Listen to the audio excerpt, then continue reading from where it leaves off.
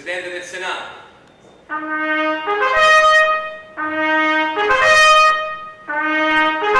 Giornata veneziana per la neoeletta Presidente del Senato Maria Elisabetta Casellati. In mattinata è stata accolta dal governatore Zaia a Palazzo Balbi e i due si sono intrattenuti a colloquio riservato per circa mezz'ora. Poi l'incontro con le autorità politiche, civili, religiose e militari.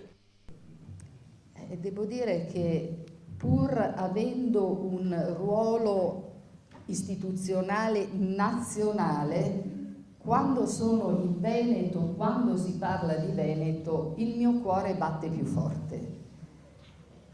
È sotto gli occhi di tutti che negli ultimi 20-30 anni ha avuto uno sviluppo economico, sociale senza precedenti.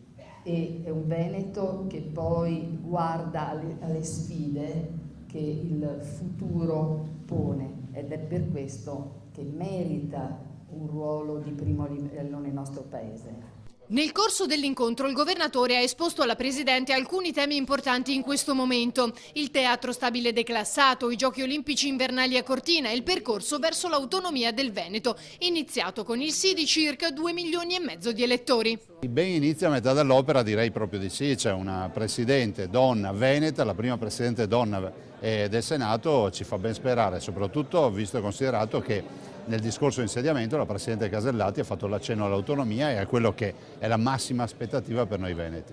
Casellati infatti ha detto che l'autonomia deve far parte delle priorità del nuovo governo. Nel mio discorso inaugurale ho richiamato la necessità di completare il riassetto delle autonomie locali. L'ho ripetuto anche in varie interviste, spero che nel governo che verrà questa possa essere una delle priorità dell'agenda politica. Ho una figura istituzionale e certamente cercherò che l'avvio delle riforme si faccia.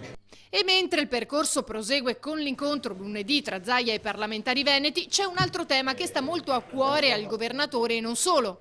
La Presidente ha assolutamente sposato questa partita, che è quella di andare a verificare in maniera tale da capire perché questo declassamento, visto e considerato che noi non ci sentiamo di avere un teatro stabile del Veneto di serie B.